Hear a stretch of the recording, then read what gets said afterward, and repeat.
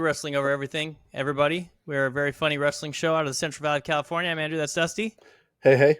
Subscribe to our YouTube. That's all I'm going to tell you to do. We've got other stuff. Most important thing, subscribe to the YouTube. Or follow us on your favorite podcast app, however you're watching this. Okay?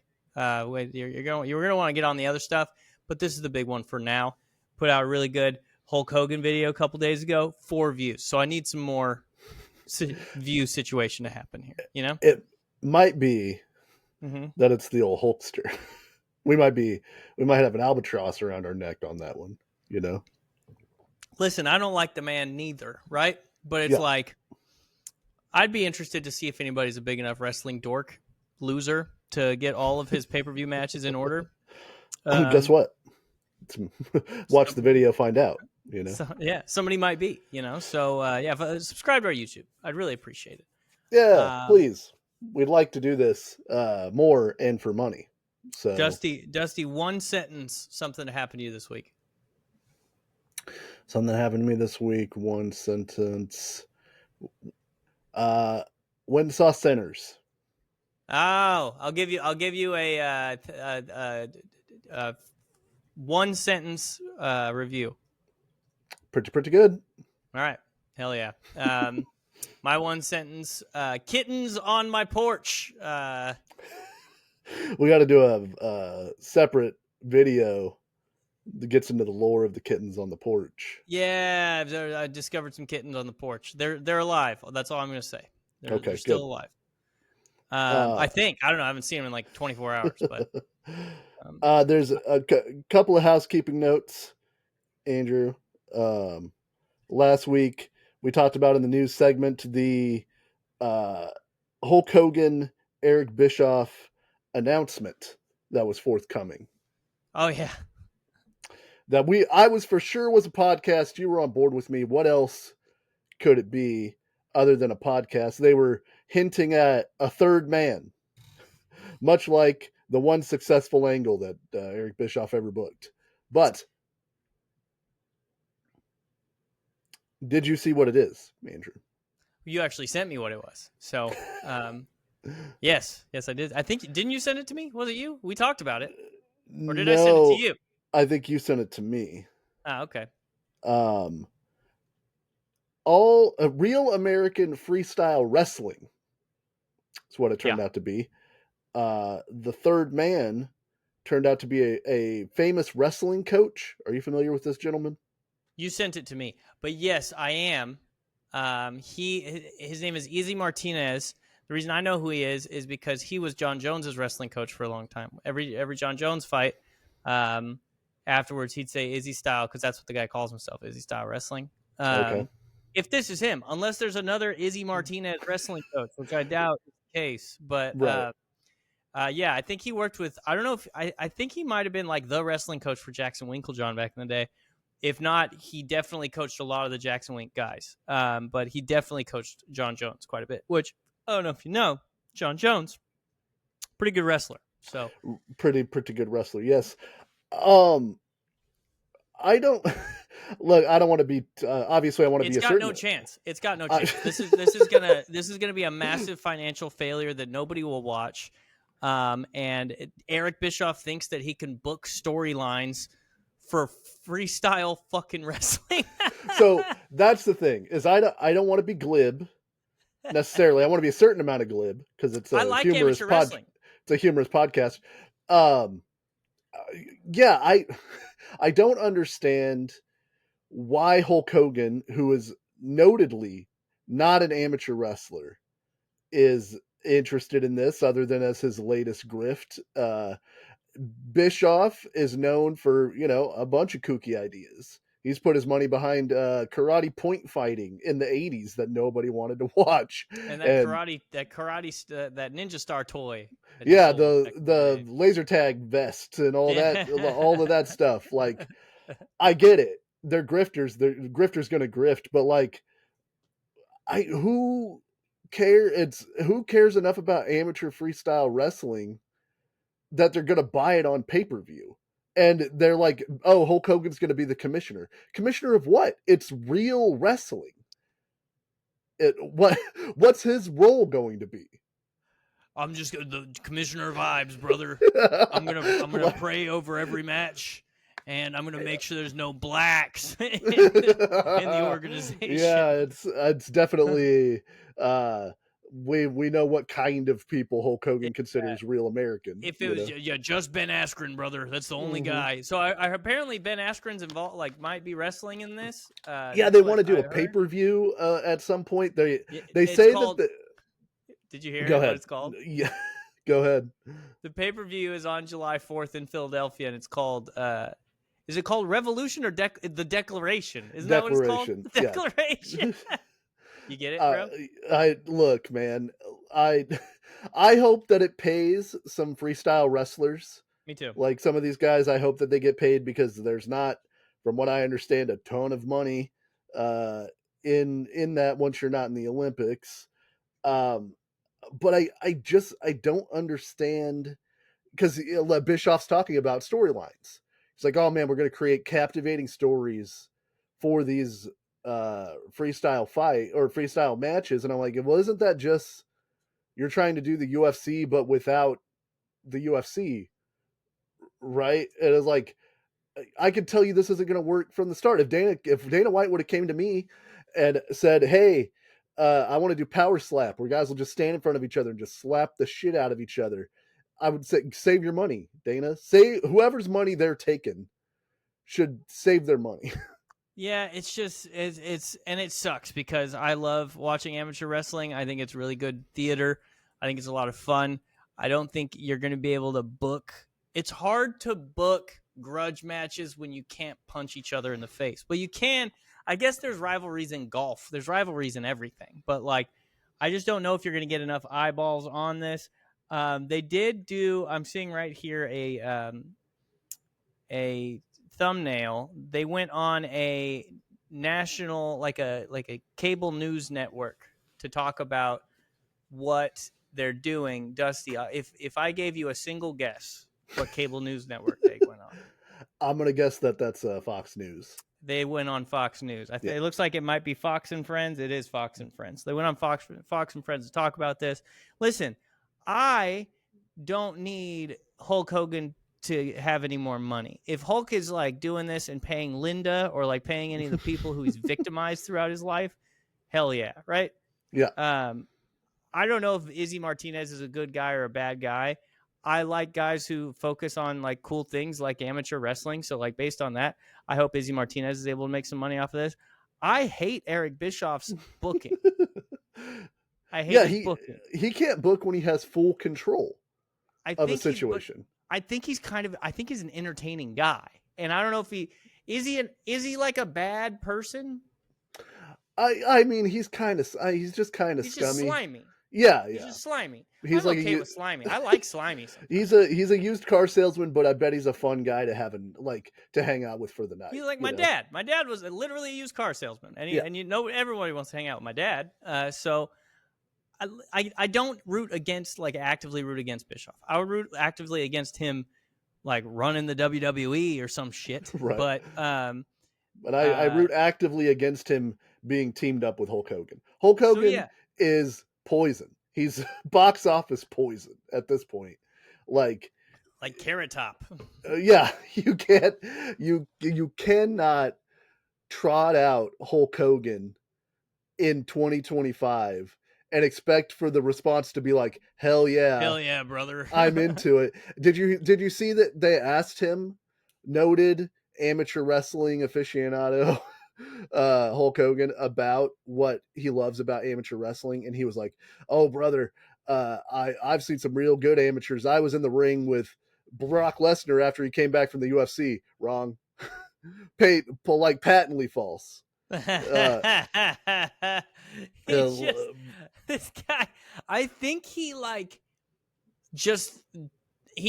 I think there's a part of this. I think he is a pathological liar, but I also think there are things he's done so many things that he just assumes he's done these things. You know, he did wrestle Brock Lesnar, but it was in 2002 before Brock Lesnar went to the UFC.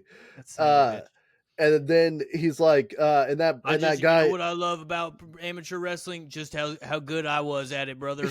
yeah. Before they asked me to be in Metallica, I Yeah. was hitting the mats with David Schultz, brother. I was part Yeah. of the DuPont wrestling team. And then he called Yeah, Shelton Benjamin. when he killed Schultz, man, I beat his ass from here for Yeah, next Tuesday. from pillar to post. He called Shelton Benjamin Shelton, which is not helping with his his Son of other a bitch. issues, you know. Comma. Benjamin, comma Shelton, Yeah, yeah. brother. So that's one thing that I did have to put in. We were wrong. It's not a podcast. It's whatever this is. So okay, I'll keep a finger to the pulse of this thing just so I can laugh at it because I want to laugh at it. Yeah, Yeah. I want to laugh at Hulk specifically. Yes. I root for an amateur wrestling. Like, Chael Sonnen tried to start Flow Wrestling, and a while back, and it turned into Flow Grappling. There's a lot of things that went on. They did pay-per-views with like the same shit. It was like Jordan Burroughs in the main event and stuff. It didn't really like catch on, and these are real serious people doing this stuff. So like maybe Bischoff can do some sort of weird wrestling and I don't know, an invasion angle or something. Well, the other thing is amateur wrestling is known, at least as far as I'm aware, for the deep respect the athletes have for each other and generally being pretty serious people. Like wrestlers are entertaining, some They're of them in their own psychos. way. Yeah, but some of them are white bread because to be so good at wrestling, you kind of have to have wrestling be the entirety of your personality. Yeah, You know? that's pretty much every other sport. Like there are some really entertaining psychopaths in wrestling. There's this guy named something Ferrari. He wrestles at Cal State Bakersfield, right down the street from me. And he's a psycho, and he's kind of an entertaining guy. I'm sure they'll go for him, but he's still in college. But I just hope this is what I hope. I hope it outlives Hulk, and I don't hope the Hulk dies. For the record, Right. I hope it outlives Hulk. Quickly, and then I hope that Bischoff and Martinez can make some money and get some money, and Well, it right now becomes they're like a thing where guys figure out a way to make money wrestling. They're right now their title sponsor is Real American Beer, so I don't think the Hulkster's going anywhere for a while, unless he has another. He's goddamn! He's just putting Real American in front of everything, huh? Oh yeah, that's his beer brand. The his beer brand that got him booed at the Raw Netflix debut when he tried to shill that shit in Los Angeles. Yeah, we are a Broken Skull family. Okay. Yeah, we are for the Broken Skull family of beers. I just love that Stone Cold has just become a cat dude at his ranch. All he does is take pictures of his cats. From what I heard, he didn't want to endorse Prime because he's not sure what's in Prime energy drink, and he can't put his name behind a product he doesn't trust. That's Stone Cold Steve Austin for you, man.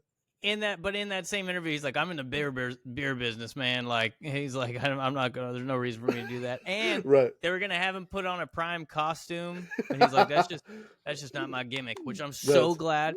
That would be like if they got Stone Cold Steve Austin to shill Logan Paul's drink. That would have been like Derek Jeter popping for steroids. That would have been ground zero for me. That's real tough. That's but quickly, the other major story from last week is there were some post WrestleMania WWE cuts. We don't have to go through all of them because a lot of these are people from NXT that I don't know or have been there a long time. The big ones are Braun Strowman, Shayna Baszler, and Dakota Kai, who have all had varying stays and success on the main roster of WWE.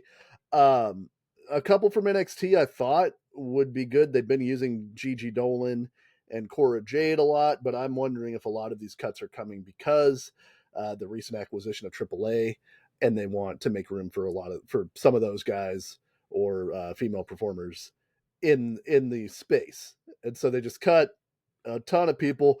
Strowman, I think, could go to TNA. He could be okay there. He's a big guy. He'd be a bigger guy in TNA because they have a lot of small wrestlers. You could do sort of a monster gimmick with him. He can also like go and try to start another free speech wrestling organization. Yeah. I wonder if he needs to grab control of his narrative again. Yeah. This Fuck. the Baszler, I think, goes to AEW. She they never quite used her to her full potential on the main roster of WWE. She's like Ronda Rousey, but she can actually wrestle. Yeah. And I think that she should come in and just rule the women's division for like a year. You know, it just popped into my head. This What? is so stupid. Okay, so this is how my head works, and Okay. I'm sure you can relate to this. Shayna Baszler, you said they didn't use her as the way that they could have, and I completely agree with you. She could have been a bigger talent than she was. And then I thought in my head, maybe they thought she was too ugly. And then I went to in my head said, she's like an ugly Bailey, because she does look like an ugly Bailey. And then next, my head went to that Stephen Lynch song, "Ugly Baby." Yeah, goddamn, So that's I an was ugly thinking, baby. yeah, damn, that's an ugly Yeah. Bailey. uh, That should be her entrance song. that's her entrance song. Yeah. Yeah, I think Baszler is way too talented to not end up somewhere, and I hope that she makes the most of where she goes. I also really like Dakota Kai. She is injury prone, unfortunately, which I think partly played into this. But she's really talented, so I hope that AEW probably picks her up and strengthens their women division. But so I just wanted to briefly touch on those a couple news stories before we get to the main event of tonight's podcast. This is the deep dive version of the podcast where I want to look at and evaluate and also show Andrew some stuff that he hasn't seen. And I thought we'd start with an easy one and a favorite for us. We're going to look at Eddie Guerrero's WWE title run from February 2004 to June 2004. Eddie Guerrero, one of the greatest wrestlers of all time, obviously a favorite of mine. What's your relationship to Eddie Guerrero, Andrew? I'm from the Central Valley, California, so Right. he is every one of my friends' uncle. I loved Eddie Guerrero when I was a kid, and I always it was never it was always like because I was a kid, I'm not going, oh man, this guy can work, Right. that type of shit. But in the early 2000s, the lowrider culture, and he was funny, and he did move around really well, and he was impressive, and he slammed the shit out of people, and I cared mostly about whether my wrestlers were funny at that time. And I loved Ray, and I loved Eddie Guerrero. Rey Mysterio, not a funny guy, never been a funny guy, but Eddie couldn't fly like Ray, but he was hilarious. So Yeah. I loved Eddie very much. I never saw WCW Eddie until we started doing this show. Our previous iteration of this show. But yeah, he has, when he died, I was already out, and it fucking sucked. Yeah. It was like, really? Eddie fucking Guerrero died? And then I looked it up, and I didn't even know until yesterday he was only 38. Yeah, that's the real tough. I mean, obviously all of it's tough, but that's one of the tougher things is he was finally entering, not that because he's in top shape here, but he had another 8-9 year run of being just a top guy, whenever he died, and he's so young.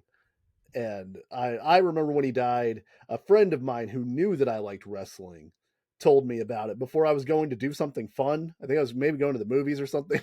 Fucked up the whole experience for that evening. Because right as I'm walking out the door, they're like, "Hey, that wrestler Eddie Guerrero, he died." And I was like, "What are you talking about?" Not Edward. No. Yeah, not Eduardo Guerrero. No, he's probably lying. Yeah, he's you don't know this because you don't watch wrestling. He's known to lie. He lies. So yeah, I thought this would be a fun one, and Eddie's always a great guy to watch in the ring and to watch promos of. So a little bit of backstory. In 2003, in July, they introduced the U.S. title. on SmackDown. There's been a brand split. So there's Raw exclusive titles and wrestlers, and there's SmackDown exclusive titles and wrestlers. And they have Eddie Guerrero, who's in the middle of a huge run as he's a heel, but he's being cheered all the time because he's too charismatic. People like Eddie Guerrero. It's really hard to boo him. He has that Yeah. innocent smile while Yeah. being such a devious fuck all the time. Yeah. Like, you can't trust Eddie Guerrero with anything. He's a scamp, you know, and we love. Well, he's the type of guy that like you'd ask him to like house sit your cat, and your cat like doesn't get fed the whole time, and like. And you want to be mad at him, but when you see him and he gives you that Eddie Guerrero smile, you're like, "Fuck, that's just Eddie. It's my fault for asking Eddie to do this." I put too much on Eddie. Actually, is what I did. So Guerrero wins the U.S. title, and he holds it until October of 2003. He loses it to the Big Show, which who cares? But you said that they reintroduced the U.S. title, so the U.S. title was just gone. Like the WWE didn't have a U.S. title. Yeah, they had folded it in. With the IC title, I believe, and in like a unification situation in 2001, late 2001, early 2002. When they split the brands, they needed another title, so you need another mid card belt. Raw has the IC belt. They re-debut the US title, right? Okay. And so Guerrero is in that time. He's a double champion because him and Chavo were the tag team champions until they lose those belts to the Bashams. And so in October, Eddie loses to the Big Show. In November, the Guerreros lose a tag title match to the Bashams. And then in January, they decide to have a 15-man Royal Rumble on SmackDown the week after the actual Royal Rumble, which Chris Benoit won, which led to him choosing to wrestle for the belt for Raw. So they needed a challenger for the SmackDown title. So okay, yeah, I was wondering why, because we watched this 15-man tag match. There's Eddie with the U.S. title right there. Look at how pretty he is. We watched that 15-man tag match, and they kept talking about the Royal Rumble being like a week before. Yeah, and I'm like, why are they doing like a different? But that makes sense that they had to do it for that. But we've already got one. You know, we've already got it, and it's nice. yeah, we've already had a Royal Rumble, so they need a contender for Brock Lesnar for the next pay-per-view. So the participants of this SmackDown Royal Rumble are just a who's who. You know, we've got just an interesting powerhouse cast of characters going on. We've got Eddie Guerrero, Kurt Angle, Rhino, Charlie Haas, Shelton Benjamin, Bradshaw, Ernest Miller, Tajiri, Billy Gunn, The Big Show, John Cena, A-Train, Rikishi, and Hardcore Holly. Now that's a night out. If you're I missed Hardcore Holly. I loved Hardcore Holly as a kid. He was the scariest motherfucker that ever lived. Like, who's meaner than Hardcore Holly when I'm like 12?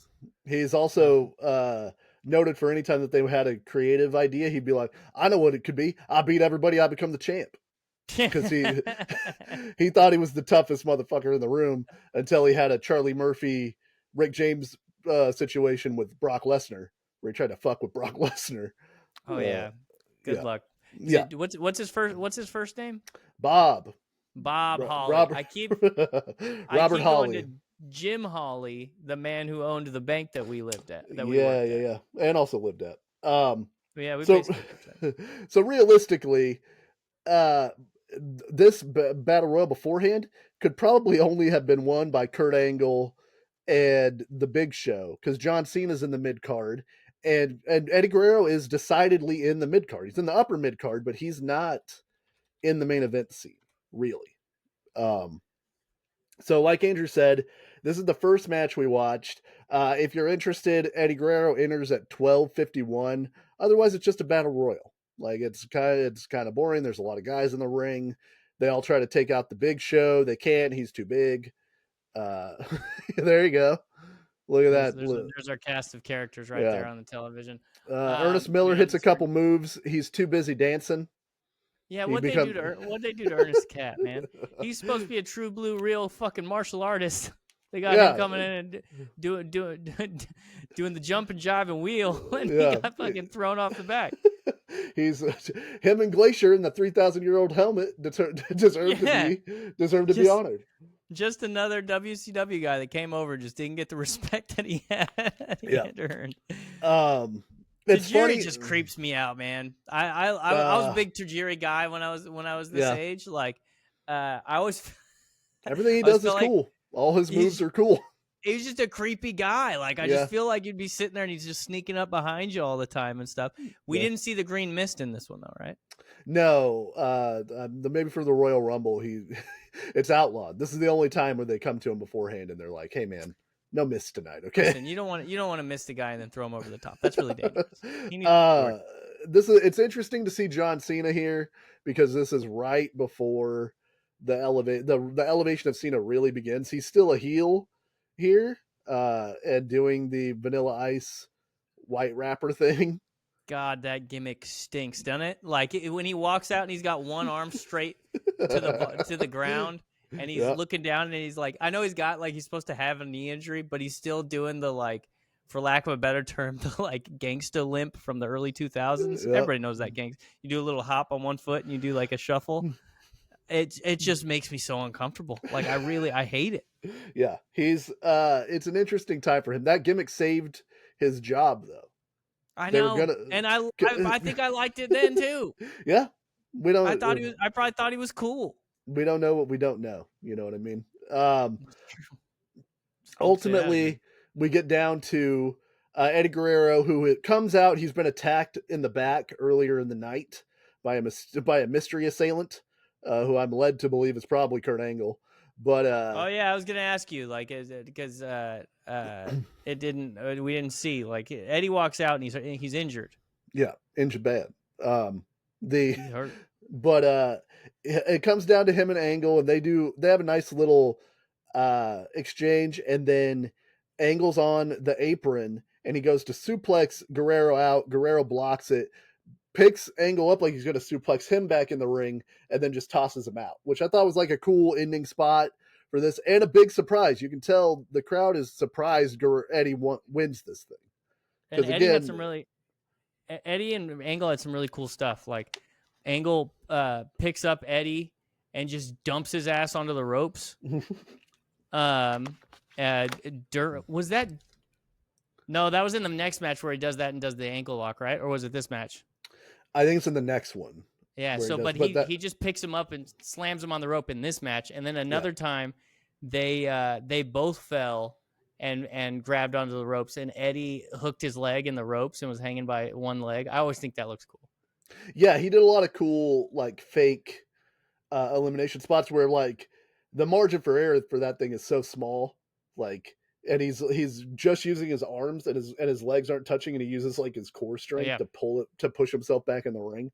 But eat your heart out, Kofi Kingston.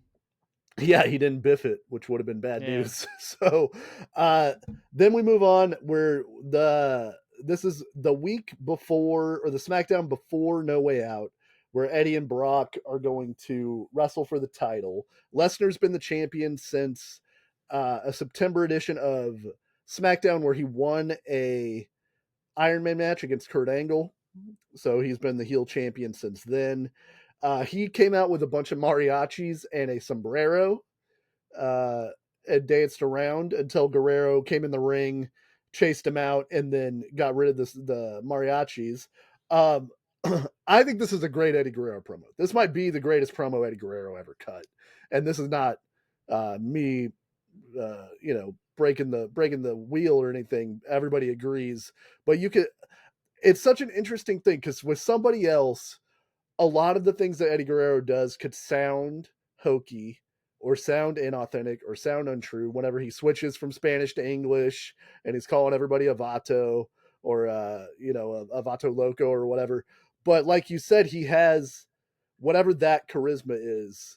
It's so, and that's the real guy. That's Eddie Guerrero. Yeah, he's got that innocence. He doesn't have to be verbose. Like, he's fucking Eddie Guerrero. So, like, it seemed like a couple times during this promo, he seemed like he was about to cry. I don't know if it was real or fake, but either way, it was great. Yep. this is I mean, I can't think of a Eddie Guerrero promo that I like more than this one. And Brock, to give him credit, man, Brock did his job in this angle. Like, yeah, I didn't see the mariachi stuff very much. Like, he was wearing the hat when take off the hat. He's it's a wearing big the hat. It's funny, yeah. Yeah. But I listen. I'm okay, and I understand why some, especially as a white guy, it's easy for me to say this, and I understand why people have issues with it. Whatever. But when the bad guy's racist, he's the bad guy. Right. You know what I mean? Like we're like, oh man, the villain in this thing that I'm watching is too mean. What? Yeah, what are you saying? We'll get to some more of that later. But yeah, they do talk about, like, Brock's whole thing is, I'm a champion, I'm a winner. I've lived my whole life being the best at something, and you're a drug addict and a loser and an like, you're a disgrace. And Eddie comes back in the big I mean, it's funny. He's wearing It's the funny. hat. Yeah. It's funny. That sombrero, I truly think is funny. This Off the Hook Pain, one of the worst shirts of all time. That's a bad shirt. I would never wear it, but for me, it almost ventures into so bad it's good territory. Like, what does that even mean? Off the hook pain. Did you see the two hands on the back that are disembodied with hooks? Yes, I did. Yeah. I think he have those on his, like, tattooed on his back? No, it's on the back of the shirt. Yeah, but what are those things on his rear, like the back of his shoulders? Oh, that I don't know. This is pre-big. This is pre-big sword tattoo. It's Brock. pre-big sword tattoo. But I was trying to see what his tattoos were during the match, and there's something on both of his shoulders. He has, like, the spine. I thought those were just part of the shoulder blades of the spine. Let me. Do some research. I'll do some search, bro. Eddie's lines where he's like, "I disgraced myself." No, it's the fucking hooks. It's the hooks. The same thing. No, it's the hooks. Look at this. Oh wow, it is the hooks. Well, those are bad tattoos, so that's also fine. It's a weird idea for a tattoo, man. Yeah, that sword's pretty awful. He doesn't have good. He doesn't have good tattoo ideas. He's a bad tattoo guy. Well, he seems like the type of guy that would, like, have bad tattoos and date an ugly woman, and then he would just beat your ass if you said anything about any of it. He's got "kill 'em all" on his lower back right here.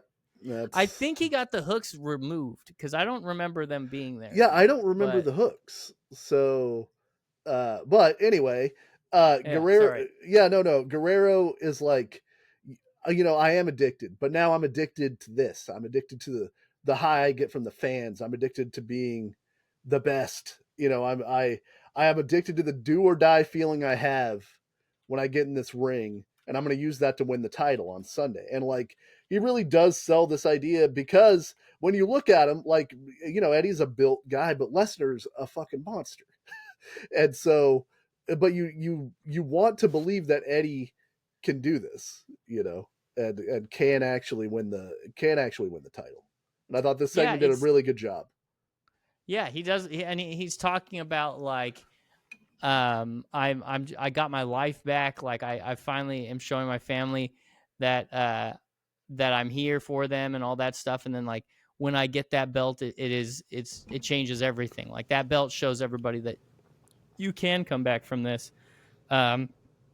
He said, he literally told Brock, like, I will do anything to beat you. Like, I will, I will cheat to beat you. And that's one thing that I love about Eddie.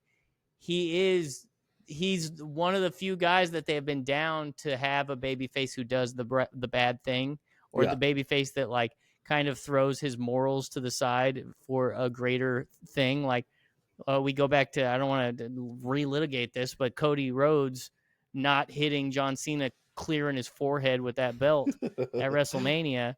Eddie Guerrero, you think Eddie Guerrero would have let that shit happen? No, because Eddie's not going to look like a clown. He's not going to let you clown him in that way. Yeah, you think Travis Scott is punking Eddie Guerrero? I think that's the problem with all that is, like, there ain't no freaking way he's punking Eddie Guerrero. But you're letting him punk the guy who like has been the focus of your organization for 2 years. Anyway, Yeah. I hate it. So that moves us to No Way Out, which took place February 15th, 2004, from the Cow Palace in Daly City, but it's San Francisco, which is a huge hub of wrestling in the 60s and 70s and 80s. The Cow Palace was a huge wrestling venue for territory wrestling. Really cool. 11,000 people, 350,000 buy rate, which will come in to focus later. I have some things to say about that. What was that? How was that compared to most of their buys at the time? It is up. That's up. Okay. And this is a SmackDown exclusive pay-per-view. So I have the other pay-per-view buy rates that we can go over later, but this is just SmackDown. The huge, gigantic pop for Eddie Guerrero whenever he comes out.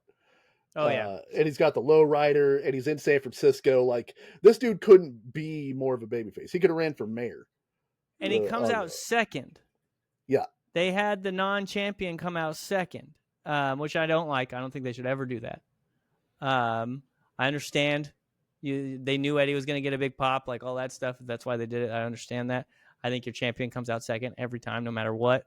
Yeah. But one good thing about Eddie coming out second, Eddie was taking his sweet ass time getting to the ring because he had the low rider and everybody was loving him and all that stuff. Yeah. And they cut to Brock, and Brock is just yelling, "Come on, we don't got all day" from the ring. I believe at this point, Lesnar has already put in his notice to WWE, because this is we can talk about this a little later, but Lesnar had been given the push of all pushes. Like, he comes into the business on the main roster in like April of 2002, and he wins the King of the Ring. He beats Hulk Hogan. He beats The Rock for the belt, all within like 6 months. And he's the guy, and he decides he that deserved it. He is what they thought Bill Goldberg was, right? You know? And in this match, pretended he was. I guess. He also shows it, but he decided he didn't want to do the schedule anymore. So I believe at this point he's already given his notice to WWE, so they know they have to pivot. He goes straight to football after this. He goes to football because he had a non-compete in wrestling.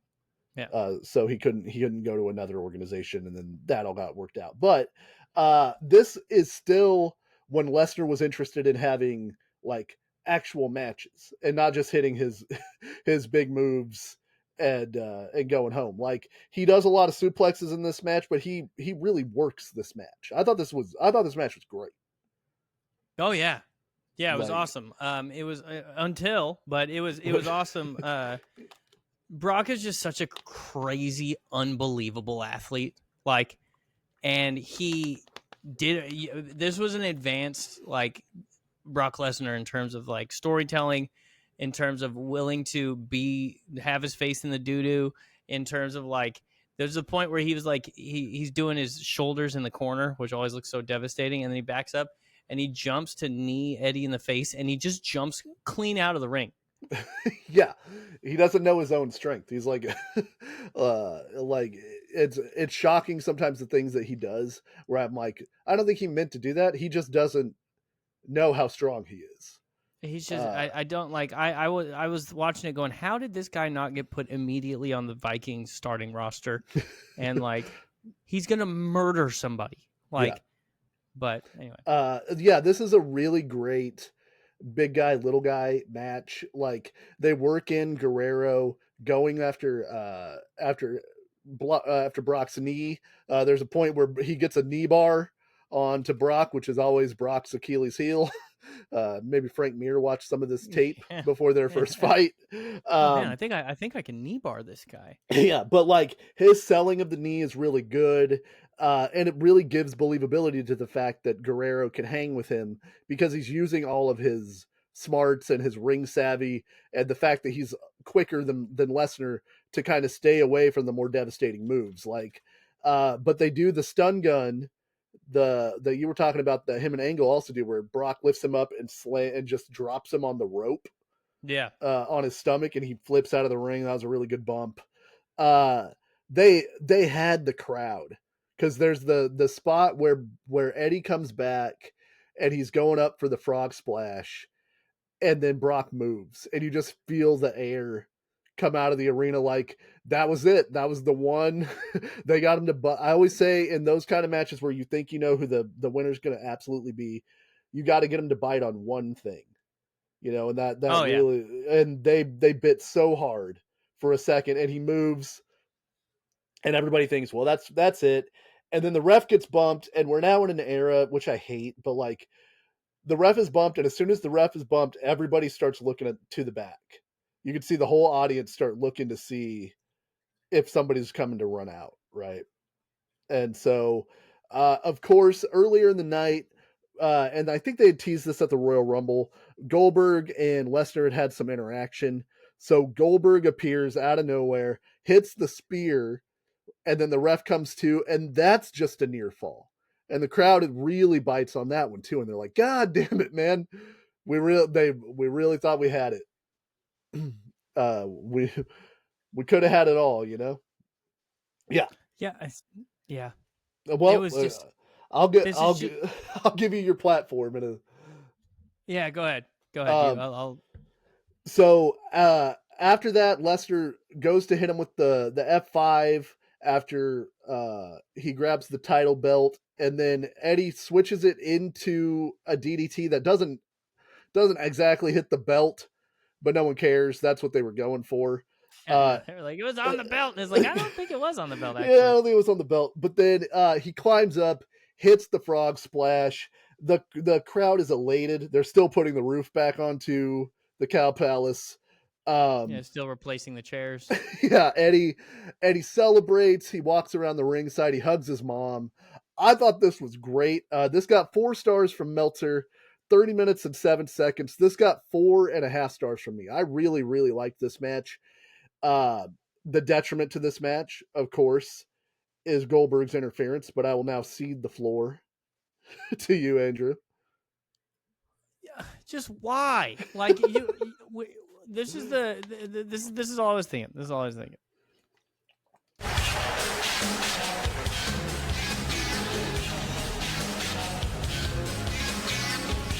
Because that's some NWO ass, unnecessary, gratuitous, shenanigan ass shit. We don't need it. Yeah. They were having a great match. Like, I don't know if they wanted to protect Brock. I don't know, like, what it was. But, like, you said that they wanted to set up Brock versus Goldberg. Fine. But, like, you can do that in ways that don't, like, take away from this great moment that you were about to have. Even if it was just Eddie cheating, that's fine because Eddie cheats. Right. We know that we've established it's on his shorts, it's on his pants, Yeah. But like, it's the same thing as I always tell you. Like, it was the same thing as when the ref bump at WrestleMania happened.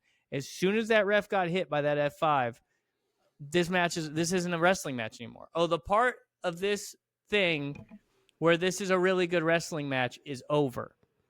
And now it's just going to be theatric bullshit that gets us to the finish of this match. Like, it's just like you're watching this big back and forth thing, and to me, nothing ruins the momentum of that more than a shitty, stupid ref bump and Goldberg showing up. Like, you know what? Nobody's ever said. Well, people maybe back in the heyday, but people very rarely say, you know what? This awesome match needs Goldberg. More Goldberg. So like, I just don't understand. I don't understand what the boner that wrestling bookers in the late 90s to, I guess, now the mid 2000s had with nobody having legitimate finishes. If I had to guess, and I'm not saying that it's right, I agree. Sure. Putting Guerrero over clean here is if you want to make a big impact, that's the thing to do. Or semi-clean, or have Eddie cheat, or whatever you want to do. Have Eddie cheat by himself, that's completely fine, because that's part of his arsenal by then, Or do the thing where, like, Eddie didn't really cheat, the belt's in the ring because Brock brought it in, and then Brock, hoisted by his own petard, gets DDT'd on the belt. That's there you go. Right. But bada bing, bada boom. I think this is probably a Vince. Nobody thinks that Guerrero, at the size he is going to be able to beat a guy at the size of Brock Lesnar. would be my assumption. With all the other stuff, they want to build the Goldberg match, et cetera, et cetera. Yeah, So and I get it. It's like, there's this like, especially with guys like Brock. Like once you make Brock the champ, it's really hard if you don't want him to lose. It's like, right. how do we Yeah, get the belt off of this guy while maintaining with everybody else that this guy is unbeatable except for under very specific circumstances, right? And it's like, yeah, but you have him wrestling against the guy whose finisher is cheating. Like yeah, it is like he's got the frog splash, but that's like his secondary finisher to skeevy shit. Like yeah, to malfeasance. so I just yeah, malfeasance. So I don't understand. Like it just made me so mad because it was such a good match. I agree with the ratings until the ref bump. I Yeah, can't give anything that ends in a ref bump better than a 4, and I think this is like a 3.75 for me. Like, and it yeah, should be higher. It's just like why do we got to shenanigate every fucking moment in wrestling? yeah. I might give Uh, it a 4. I might. It's definitely not higher than that for me though. yeah, I thought like I said, I thought this was on the way to being a real classic, I and completely agree. I still give it a high rating, but shenanigans definitely hurt it. There's a little clip backstage after Eddie wins. He comes through the curtain and he's getting congratulated by everybody, and he takes a second and he kneels down by the entrance ramp, and you could tell, like, of course, how much this matters. He's the top guy in the company, and he gets Yeah. sort of congratulated. It's only like 2 minutes on YouTube. It's not really for anything other than just it's a nice little moment, and I like seeing that. Yeah, all these people that Eddie inevitably Has to feud with. fucked with at some point, Yeah, yeah. They're like, our He's guy, the cheating guy. At least he's yeah, the staying. cheating guy, Yeah. the guy who's cheated all of us out of matches multiple times. Now he's the champ. So they immediately move to start building to WrestleMania, because WrestleMania is about a month away from this, from No Way Out. So the next SmackDown, Guerrero comes out and he celebrates, and then he has to have a match with Chavo, who's turned heel and has been joined by his dad, Eddie's brother, Chavo Senior, classic Chavo, as they called him. Classic Chavo. And Paul Heyman is the general manager of SmackDown, and he's got a real bee in his bonnet for Eddie Guerrero for reasons that are sort of unclear. Like, I know storyline wise, they're like, he was a criminal and he was a drug addict and he doesn't represent the brand, but it's Paul Heyman, a man who should respect lying, cheating, and stealing more than almost anyone in the history of wrestling. Yeah, Should identify with Eddie Guerrero.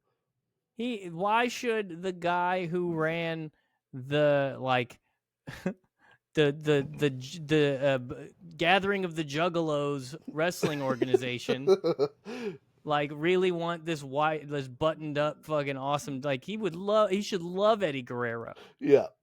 He should want to manage Eddie Guerrero. There's a little segment where Chavo says that Chavo Senior is going to be the special referee in the Chavo Eddie match that was happening that night, and then Chavo Senior gets attacked backstage, and Kurt Angle is talking to Paul Heyman, and he's like, "This is ridiculous, Paul. This can't keep happening. I mean, this guy, Chavo Senior, I don't even care about this guy. But what if it was me?"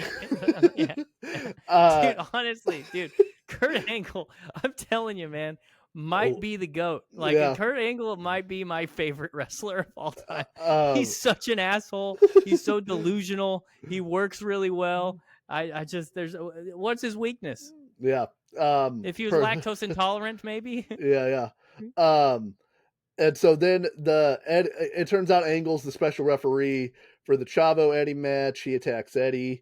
Then the next week, Angle cuts a promo about how he wants to be the champion everyone can be proud of. He's an Olympic gold medalist, all this shit. And then Eddie runs in and attacks him. And then Paul Heyman has the cops arrest Eddie Guerrero and take him to jail. And the whole time, Kurt Angle's going, "They're taking you to jail, Eddie, to jail. That's where you're going, jail." You're going to spend a night in jail. And I love that they were arresting Eddie Guerrero, the actual cops. And Eddie like turns himself, lets him arrest him. Yeah, He's like says a couple things to Kurt while Kurt yells at him. but the cops allow Kurt Angle to be the guy who slams the cop car door.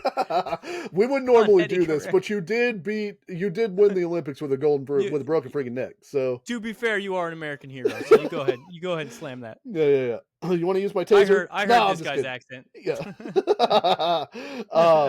The next week, Angle is being interviewed via satellite from his home with a crisp red turtleneck on. Oh, the mock turtle, bro. He looks good with that mock turtle.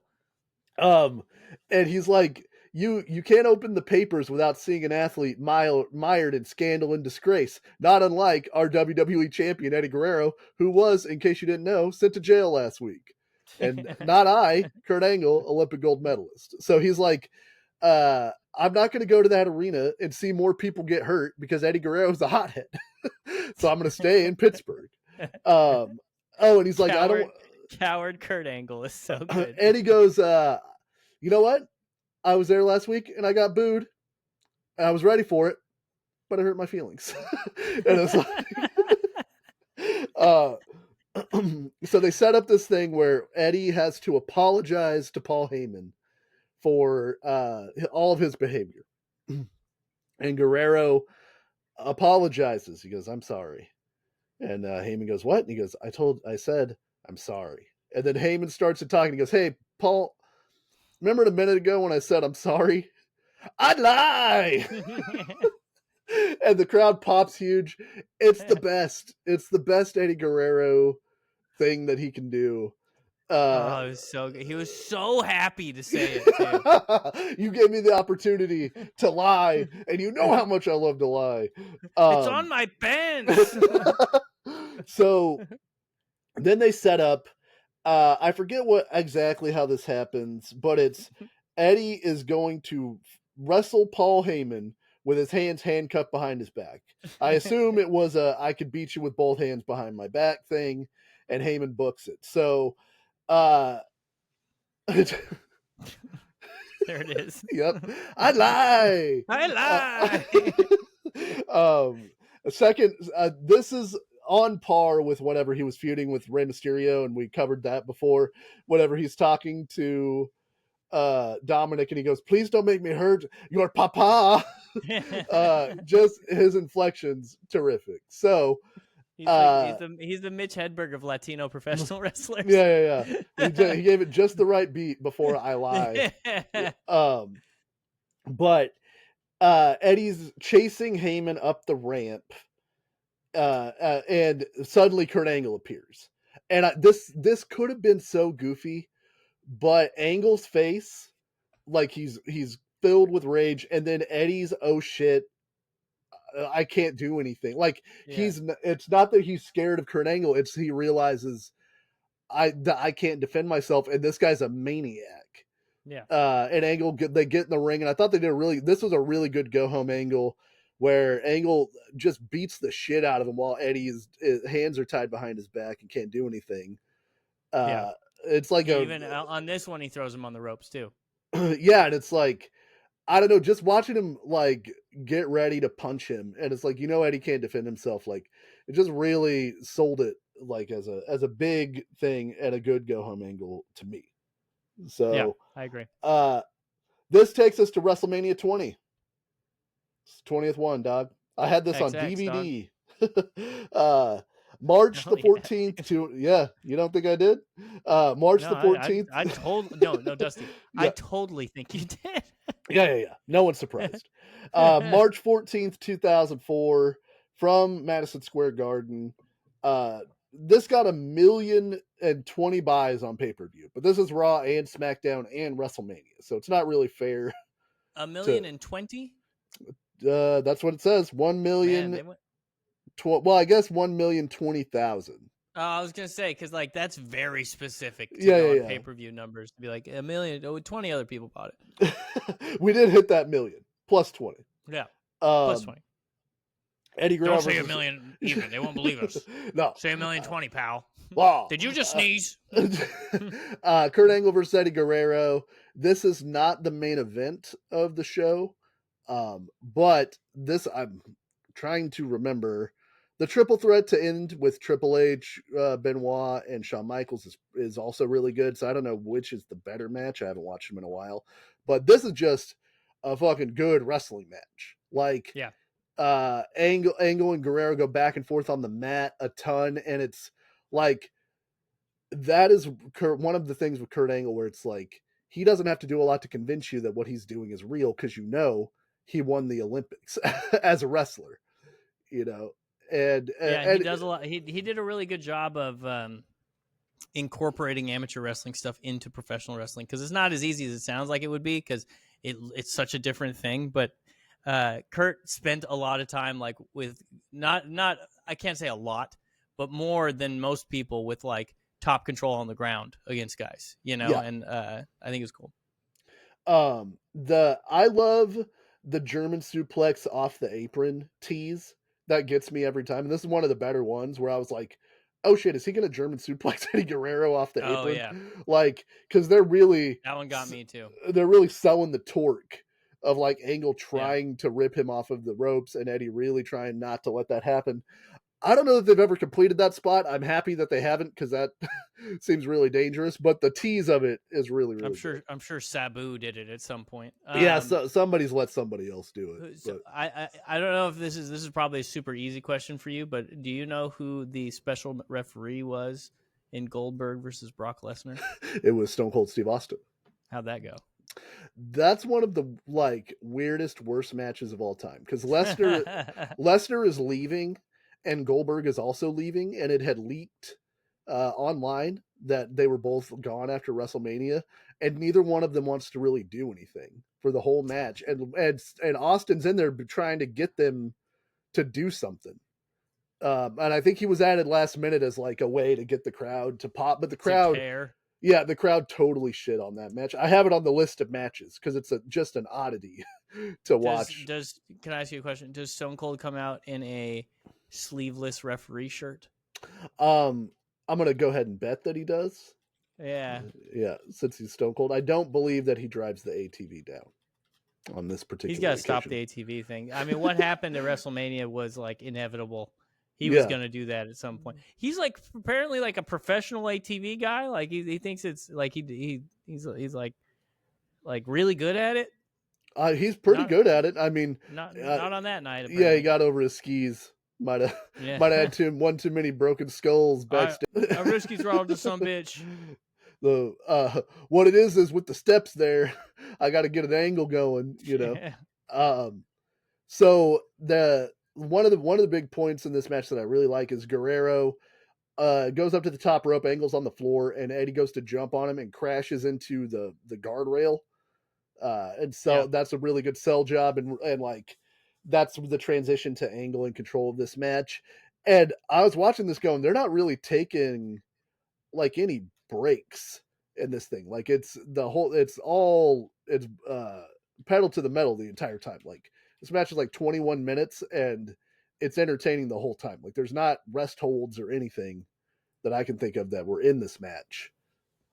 But they were just really good opponents for each other.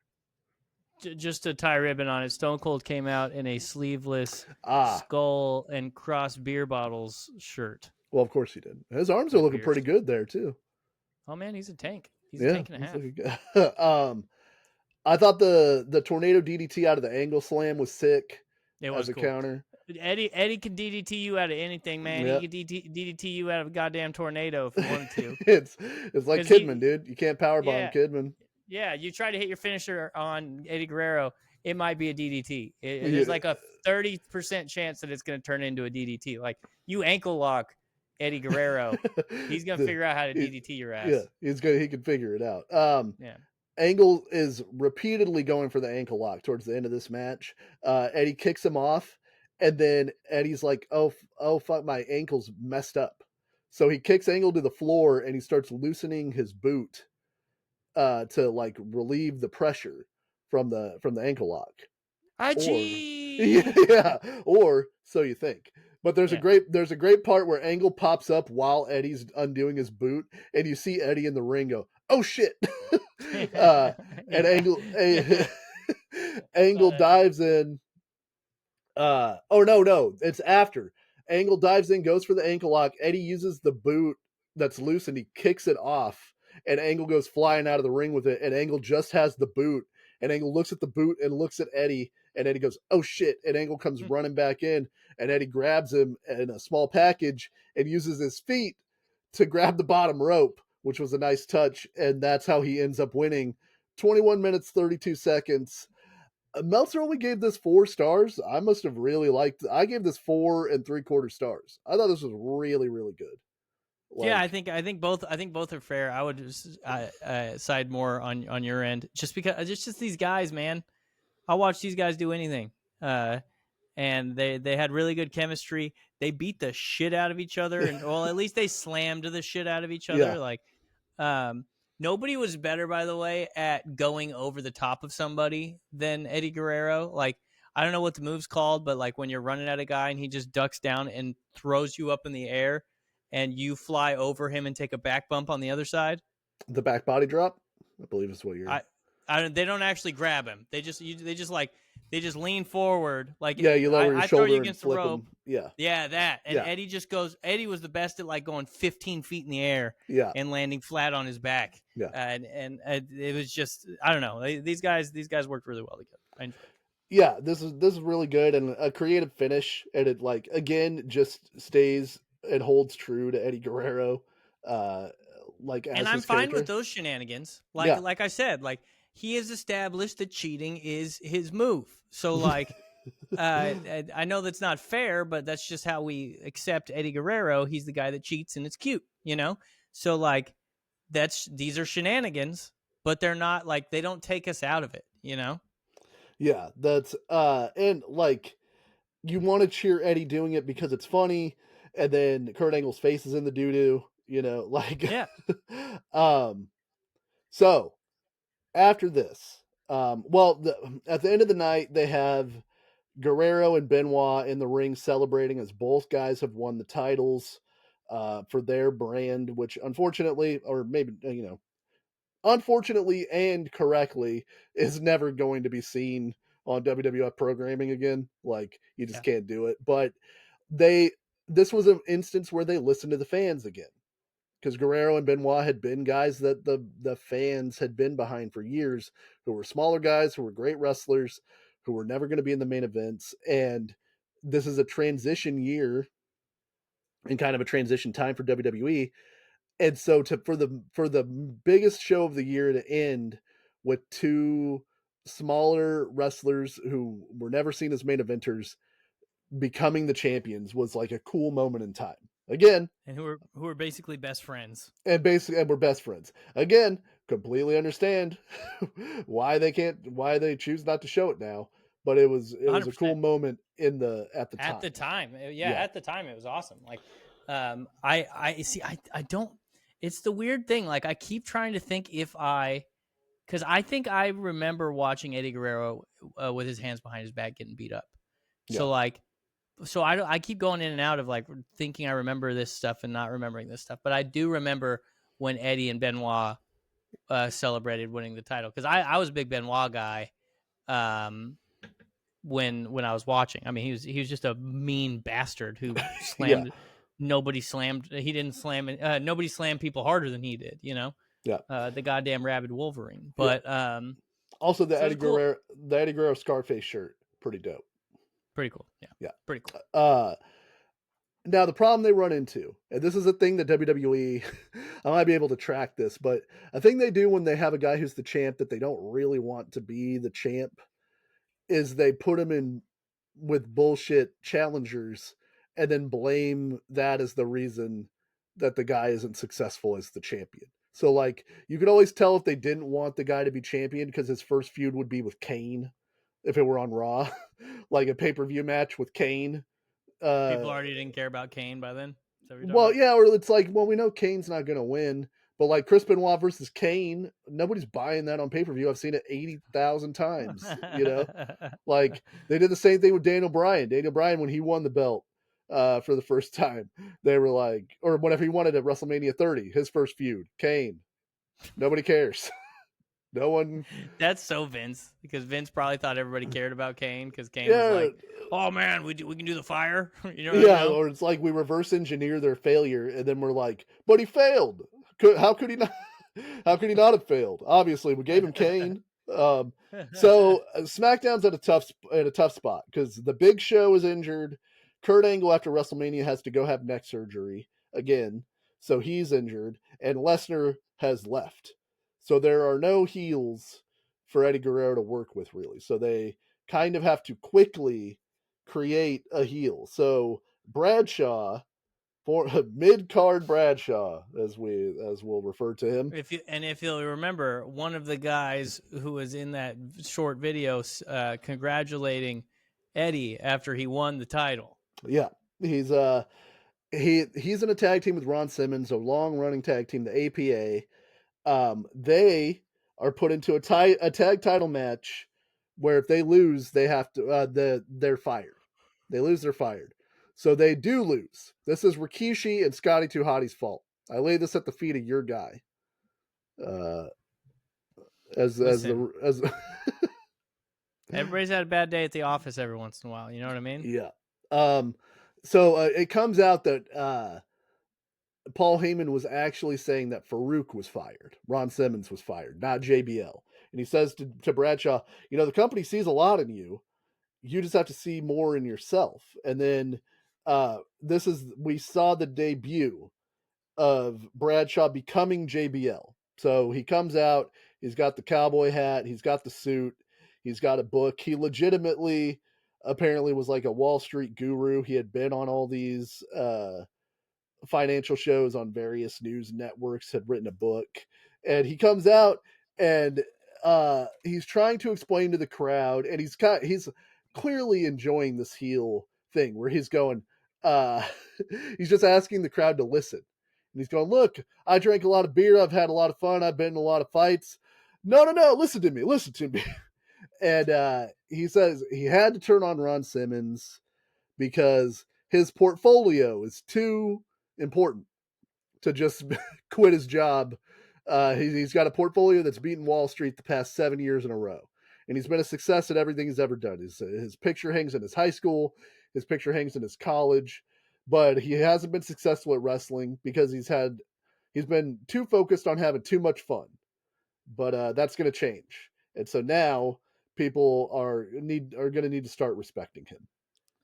That is the introduction of JBL as this new heel character. Check out that picture of Bradshaw. Yeah. That's a guy I could hang out with. No, but that's not like what led him to believe that this gimmick would work. Oh, being this guy? Yeah. It's just every gimmick. This is just every fucking guy. Yeah. What I do is I wear black tights. And I've got long hair. And I have a bull rope. Yeah. No. Well, did this guy have a bull rope? Well, that's what's hanging in the corner right there. Oh shit! It's right in the picture. There's a bull rope. Yeah. Oh, okay. You got to have something other than the tights, is what I'm saying. This seems like this guy right here was the Viking gimmick of the early 2000s. You're just gonna blend in and nobody's gonna care about you. He's just mid-card Bradshaw, Yeah. So then Kurt Angle is now the GM of SmackDown. Heyman's gone. Angle's in as the interim GM. And Angle has come up with the idea for the Great American Award. And the winner of the Great American Award gets a number one contender shot at Eddie Guerrero at the next pay-per-view.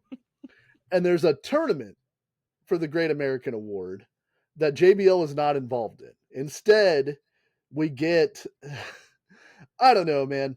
We get this segment, JBL at the border. Yeah. JBL is at the Texas-Mexico border, whispering about immigrants and how they're stealing jobs and not paying taxes, and that makes it hard for Bradshaw, who's the great American, and all of this. And then he quote unquote, he scares a family of quote unquote immigrants from crossing over. You're forgetting. He said a herd of Mexicans. Yes, that's right. A herd He of Mexicans. spotted a herd of Mexicans, and I don't know if you know, Dusty, Yeah. but herd is nomenclature that's usually reserved for animals. Right. Yeah. It's a very subtle thing WWE is doing Yeah. here. Yeah. And You JBL's gotta here. see through the bullshit. JBL is here to protect the border. And look, like It's so stupid. it's perhaps because it is 2025 and we live in the time that we live in, and that's a totally different thing. This is 20 years ago. I'm sure, again, like you said, he's a heel. You're supposed to hate him. Yeah, he's a bad guy. And he's a bad guy, and he's saying ignorant and bad things, and Yeah. that should make you boo him. This is so, like, old, carny ass wrestling. And it seems incredibly desperate to me. I've got 3 problems with it. I'll tell you my 3 problems. But number 1 problem is the things that he was saying at the beginning is way too close to what people actually say. You got to be a little bit more of a cartoon. Yeah. You can't just say, because these are probably actually things that, if I had to guess, John Layfield believes, except for the herd part. Sure. Number 2, they paid Mexicans to pretend to be immigrants, which it feels gross. Yeah. Right? And I'm trying to remember what the third one was. Oh, the third one, we'll get to it, but he wins the feud. Right. It is not his face, in fact, in the doo-doo. You have to end up with that guy's face in the doo-doo. Right. He has to get fucking deported or something. Yeah. Like, they find out that he's from Ireland and his green card had expired or something like that, and he gets deported. So then based on this promo, Kurt Angle awards JBL the Great American Award. So he gets the number 1 contenders match, right? That sucks. Then JBL, they're at a house show in El Paso, Texas, which is where the Guerreros are from. And Eddie's in the ring with his mom and his wife and his kids. And they're doing like a nice little celebration for Eddie's mom. And JBL comes out because he's a dickhead. And he comes out from the darkness too. Like a super house showy shit. You can't see anything. Yeah. And this giant white dude emerges. And with a really racist look on his face. Yeah. It's not a far jump to be like, oh yeah, that guy's racist. Yeah. He comes in the ring, he attacks Eddie, hits him with the clothesline from hell, hits him with the belt, and then he's telling Eddie's mom to get out of the ring and to take her kids and leave. And then he touches her on the shoulder and she falls over having a quote unquote heart attack. Now look, I don't want Bradshaw to attack this elderly woman. And so I understand that touching her shoulder is the best you could do. I also am not crazy about this angle. I don't think that this is like, I mean, it worked in the room. People were booing the shit out of Bradshaw, but I hate fake heart attack shit. I hate all of that stuff. You got to leave back in like the 60s and 70s. Like that's a Fritz von Erich move.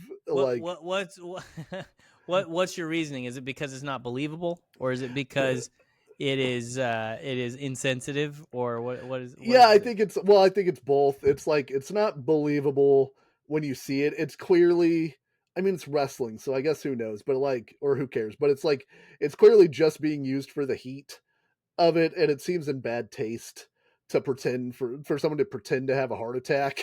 Fred Sanford pretended to have a heart attack every episode. It was his bit. That's in the 70s. This angle could have happened. Would have been great. We can't do fake heart attacks anymore. I don't know. Dude, if we're drawing a line of fake heart attacks, we're losing a lot of fucking bits. I'm telling you that right now. On a TV show, yes, but they're playing this as a real event that's occurring.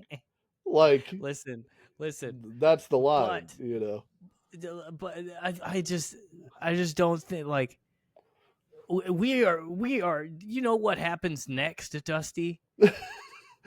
Like one of the most brutal fucking matches you're gonna see in wrestling. And I bet you're not gonna tell me that that's a bridge too far with Eddie literally bleeding his balls off. I will tell you. That gets wildly uncomfortable. But It's not my favorite thing. I understand it's used for heat. If Eddie's cool with it and his mom's cool with it, obviously, then whatever. It just feels so fucking carny wrestling to me. yeah, my problem is more that it's like not believable, like than anything. Because it like that's the hokiness for me. I don't really care about the sensitivity aspect of it. It would have been funny if he did the like backhand, like he put his backhand up like that, and then she just keeled over with a heart attack. Like he didn't just touch her on the shoulder, or he didn't even do the backhand thing. He gives her the like flinch thing, Right. Yeah. and she falls over with a heart attack, like one of those goats that like goes stiff. Sure. Yeah, I just, it takes me out. It's not for me. But that's fine, Shout out to Um Franz Ferdinand. yeah. Um so the next week they interview Eddie Guerrero, and Josh Matthews, the interviewer, is like, "Do you blame JBL or yourself for your mom having a heart attack?" And I think even the announcer is like, he just asked if he blames himself for that Yeah. happening, and he doesn't respond because obviously that's a ludicrous question to ask somebody. And he starts like convulsing. He's so Yeah. angry at the guy. And then they have JBL in an interview segment. He also will not be headed to the arena because of Eddie Guerrero's penchant or tendency to be hot headed. He's Thuggery. he's got things to do. I did laugh whenever he was going to call her old lady Guerrero. And then he switches it to Mrs. Guerrero, like he's got his sensitivity trainer off to the side, waving him I'm gonna off. be honest. Yeah, there's things in this that I wouldn't have done. I didn't really like the border sketch. Yeah. I had different issues, but I did have issues with the heart attack thing. I think JBL did a pretty good job with all this. Like he looks like a jerk in that respect, and he like plays it up well. Again, as you said, ultimately he's a bad guy. I'm supposed to hate this guy, and he's doing a very good job of being hateable. And he's like, she shouldn't have been in the ring. The ring is my place of business. I don't, no, there shouldn't be any shenanigans in there.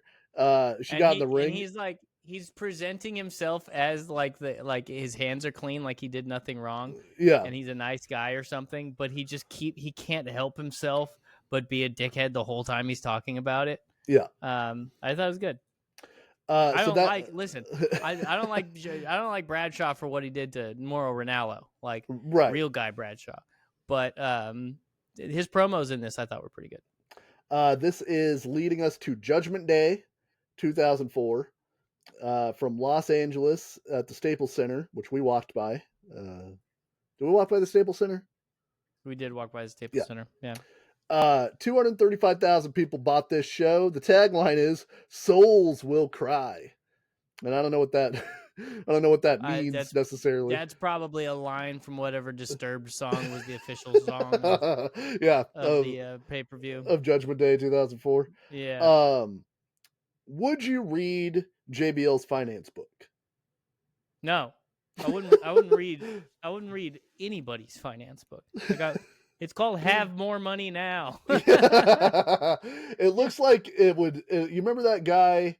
I don't know if this is before your time, but there used to be an infomercial on at like 2:00 in the morning where this guy had a big book where he was talking about all the tax codes you could exploit and ways to get free money. And it was like a big orange book, and it was like you could order it from this dude, and it would help you. I don't know. I met a guy who wrote a book called How Money Works, and he wouldn't stop calling me, trying to get me to interview him on the radio. I wanted to kill him. Yeah. So I don't listen. You can listen to your Dave Ramsey's. You can listen to your John Bradshaw Layfields. I don't have time to do it. I do have time, but I don't have time. You know what I mean? Yeah. I'm not interested. I listened to Rich Dad Poor Dad on the audiobook one time. I almost killed myself, but it was interesting. Yeah, that's never again. Like 9/11. Right. You also mourn that day that you spent listening to that audiobook. Look, JBL is trying really hard as far as his promos and stuff to be a hated heel. I find his style of wrestling so boring. Like he's especially compared to the matches with Angle and Lesnar, like his style is so plodding and slow, and he's just a big guy. Like most of this that works is because of Eddie selling. That's what I was gonna say. Like he had the right dance partner in this situation. If you put him against another big plotting guy or somebody who's not as good as Eddie Guerrero, I totally understand and agree with you. But Eddie let Bradshaw just manhandle him and slam him against things and hit him with one of the gnarliest chair shots I've ever seen in my life. Yeah. So it worked, in my opinion. There's a fall away slam on the floor that's pretty good, and then a back body drop on the announce table when they're fighting on the floor that's looked rough. Filthy, yeah. So the other thing in this is, like we keep talking about, Eddie has really great babyface fire. Like when he starts his comeback, you believe that Guerrero can throw these shots, that he can hurt the other guy, that he has the ability to wrestle guys that are bigger than him. Kind of the Shawn Michaels thing, where like Michaels isn't a big guy, but you believe him kicking the shit out of a bigger guy whenever it's time for him to do that. Like it looks believable. Yeah, and he like Michaels he understood how to make it look that way. Like he understood, like even in anything, the smaller person has to be crafty. They have to pick their spots. They have to do all these things, and they're also going to have to sell their ass off. And that's something that Shawn Michaels was really good at. Something Eddie Guerrero is good at. That's something that Rey Mysterio is amazing at. You can literally throw Rey. You can put him in your pocket and you can throw him across the room, and he's still going to figure out how to West Coast pop your ass, and people are going to believe it. You know? Yeah. They want to believe. Like they care so much about the character that they want to believe that he can do it. So as you mentioned, there's a ref bump, and they go to the floor, and Bradshaw's by the announce table, and he turns around and lays into Eddie Guerrero with a chair shot. It's profane how hard this chair shot is. Like, yeah. So scientists just picked up the gravitational wave that is still pulsing through the atmosphere, reverberating through the atmosphere. And Eddie is immediately bleeding a concerning amount of blood. From his head. I bladed too hard. Yeah, apparently he cut an artery. He was, which is what they said happened. But I forgot that there is a ton of this match after that blade job. Like Guerrero is he's bleeding. He's bleeding all over the floor. Like he's on the floor for a couple seconds. There's a giant pile of blood, like a hazmat level amount of blood on the floor. I saw they were handing towels to people in the front row to wipe, like by the guardrail where they were from the blood. Which, as you know, I'm not a bloodman.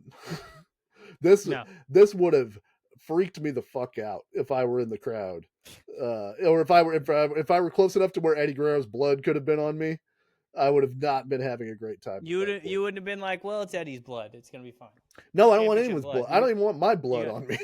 You got the WWE champion's blood on you. The ideal scenario is everyone's blood stays inside of their respective bodies at all times. I didn't even realize that you had arteries in your forehead like that. Like, from what I've read, what Eddie was saying backstage. Yeah, from what I read, it was he blamed an artery, but who knows? He might have just cut the shit out of his head, and he probably took a bunch of blood thinners.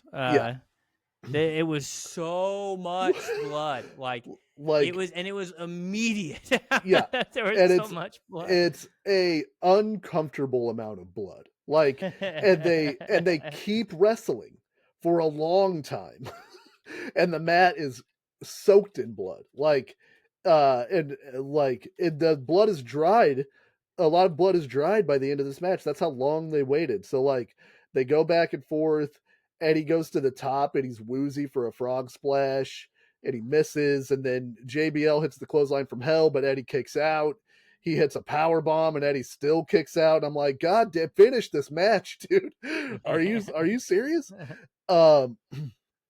Finally, Guerrero has the belt and he uses it and hits JBL in the head with it for the disqualification finish. And then because they want to give Eddie his heat back, he takes a chair and nails JBL in the head with it. And now we got double juice. But the amount that JBL is bleeding is like inconsequential to the Yeah, amount of blood that Eddie Guerrero. it's not the same. This ain't Vanilla Ice Queen situation. This Right. is much different. But my favorite, one of the funniest things for me is I was paying really hard attention to JBL's right fist when Eddie, as soon as Eddie gets beat up and there's just blood all over him, JBL's throwing these big punches at Eddie by the guardrail. Cleanest fist you ever seen in your life. There's not a speck of blood on his fist. Yeah. You got to think about that, JBL. You got to Yeah. at least touch him once. Like, Yeah, you don't have to punch him, but like just touch the back of your hand to his shirt so you get a little bit of blood on Yeah, your yeah. hand. All you had to do was put your hand on his chest, and you've got Just do it blood. for a second, and Yeah. you've got as much blood as you could ever want in your life. Yeah, I gave this match got 3.75 stars from Meltzer. I'm not that generous. I'm giving it like 3 1/4, and that's mostly because of how insane like the match is. Like, it's a good match. I'm a little more on Meltzer's side, I think. I mean, you guys are pretty close anyway, but like, Yeah. I'm thinking more like the first thing that popped into my head was 3.5. Because there are some good spots on this. I know JBL is not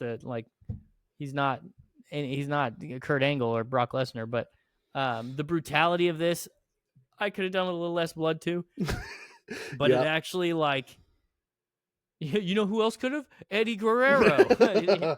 It also like furthered this story really well because the mom thing happens, then this happens, this big brutal crazy knockdown drag out thing, and then Eddie ends up on top at the end after the DQ, just beating the shit out of JBL with punches. Yeah. And it's like, I feel like if anything is going to give heat to the blow off of this, like this was a good way to do it. I don't know how many like pay-per-views the next one sold, but I feel like people would have wanted to see that, but maybe I'm wrong.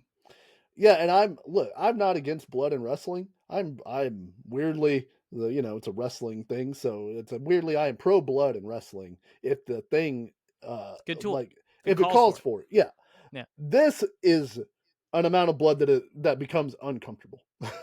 And like, I didn't love it.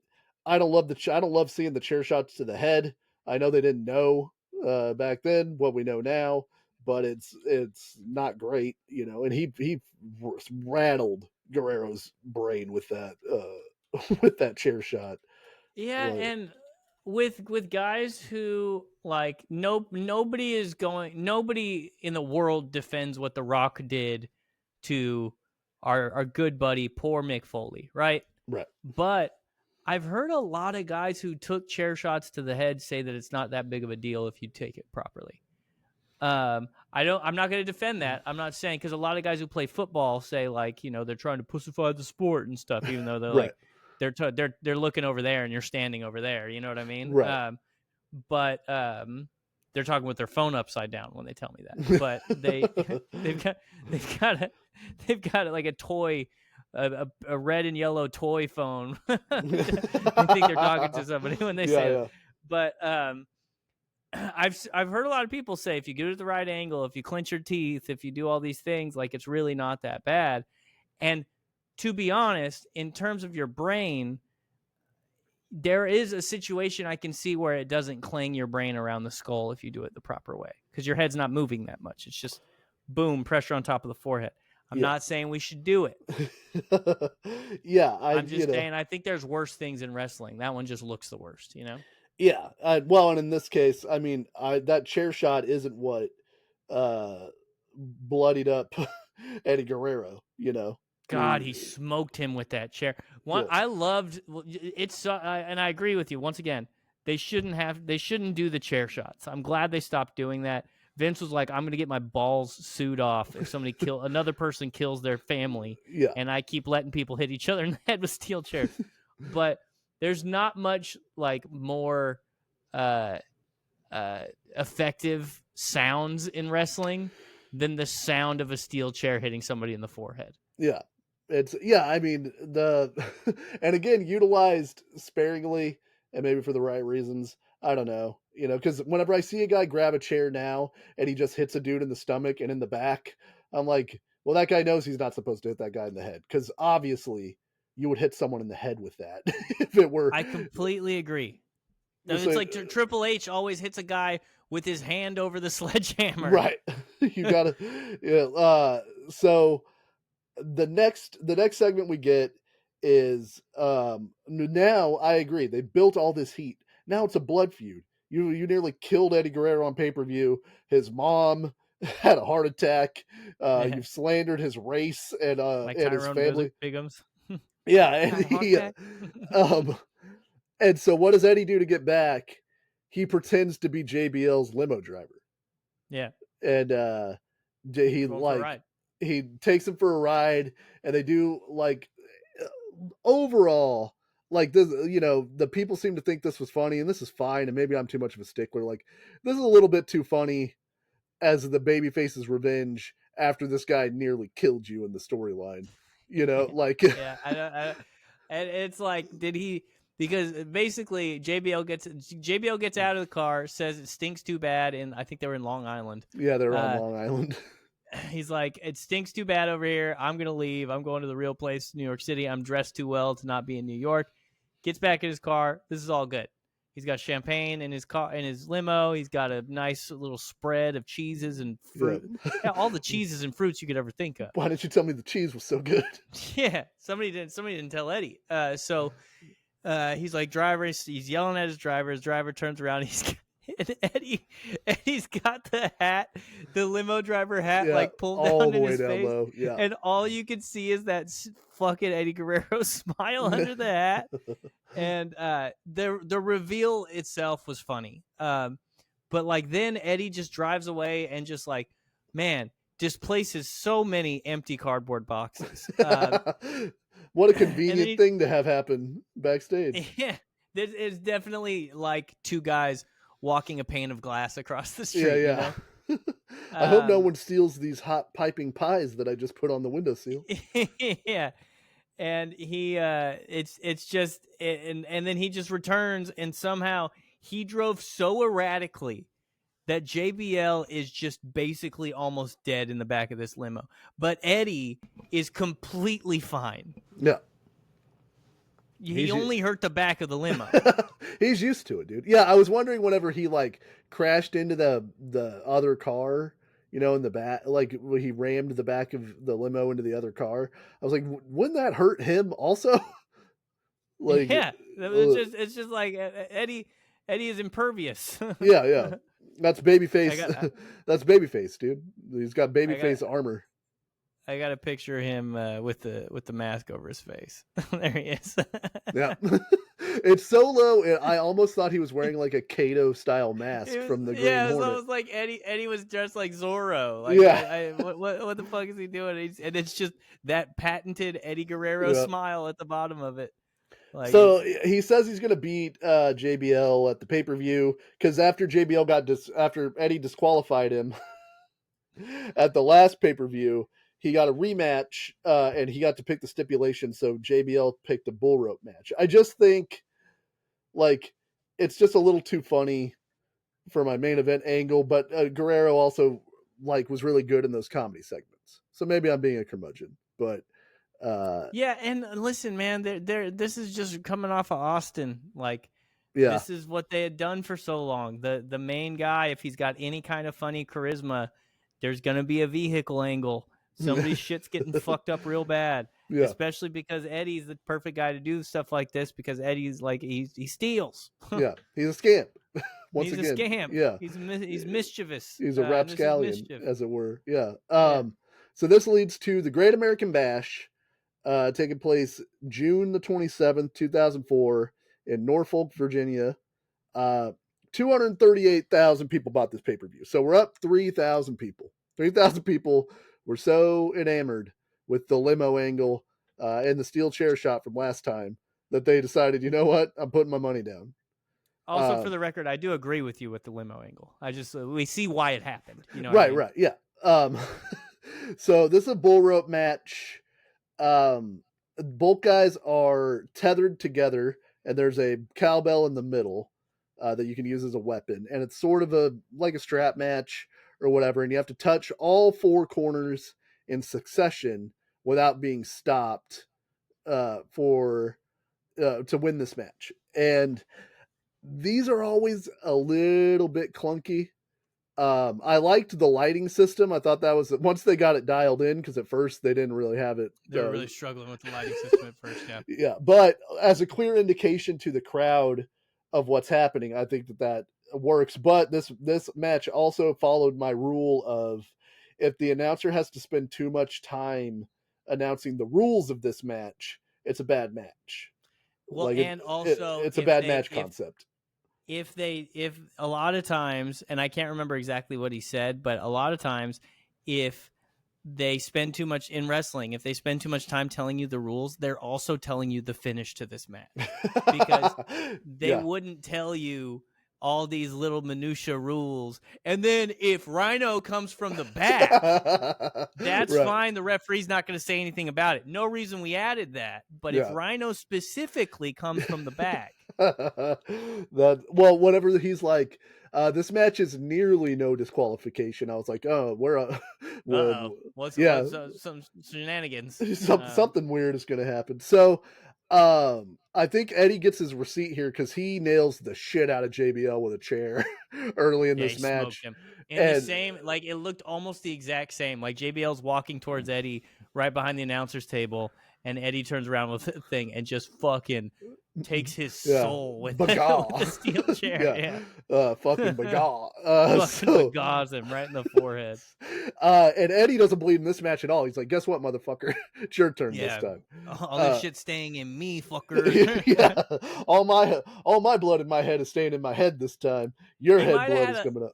I know he had a little bit of blood on his head at the end of the match, but it might have been JBL's blood, because JBL bled a lot in this match. And still not as much as Eddie from the previous month. It was kind of close, but it wasn't that close. It was like it was approaching. There's a power bomb through the table, which looked pretty good. This match, like these kind of matches to me hinge on how good are the teases of the guy touching the corners. And they do some pretty good teases in this. JBL has to stop short quite a few times because he's clearly tall enough to where he can reach his arm out and grab and hit the buckle. Twice, it's very obvious that he could have just freaking touched the corner. Yeah. And I give him props, because like it would have been possible to make it look worse. Like, it would have been possible to he found a way. He's like, okay, so if instead of making it like trying to act like I'm reaching and being very clearly able to touch it, not touching it, I'm going to grab earlier on the rope, like before the corner. Yeah. And then pretend that I'm using it to like stretch me out. But it's very clear all he had to do is put his arm out, and he's going to win that match pretty easily. They do the double touches. So the end of this match, much like mini, a strap match where you have to touch all four corners, one guy is touching the corner and he's not looking back at his opponent at all, and the opponent is mirroring the touching of the corners, which I would argue is a halt of momentum. But since there's no clear rule to that, I guess it's fine. Yeah, I felt like that's what I was thinking. I'm like, if one touches, then it should negate the other guy's touch. Right, but then you can't do this. Be just canceling each other's touches. But then you can't do this then you can't do this finish.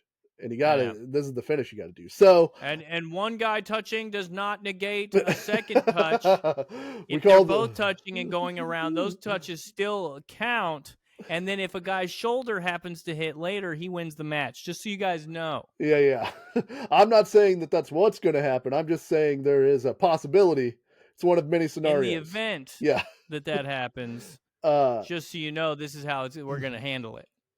So, as Andrew cogently said, the end is they've each touched three corners. Guerrero pulls away from Bradshaw. Bradshaw turns around. Guerrero goes to essentially leap over him to touch the corner, kind of like a stinger splash.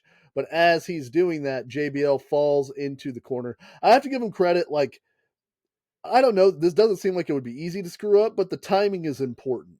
And they nailed the timing on it because on the replays, you can clearly see that JBL touches first.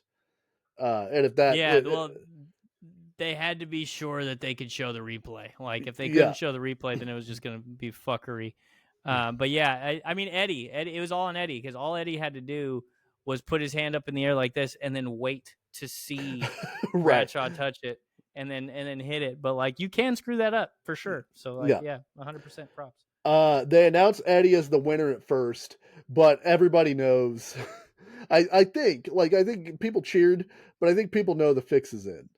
You know, and Kurt Angle comes out. He's in a wheelchair. He's got his leg up. He's with a guy. How do you like this name? Luther Reigns was the guy that was helping him. Hell yeah, man! That do It anything seems for you? like a boring ass wrestler guy's Yep. name.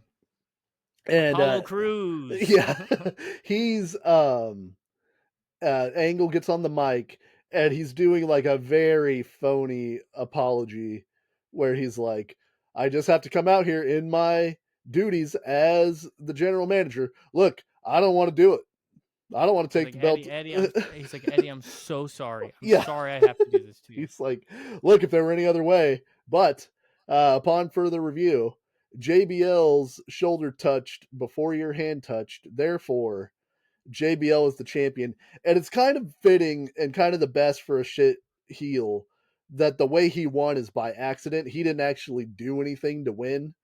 And then JBL celebrates like he just climbed Mount Everest to be able to win the title.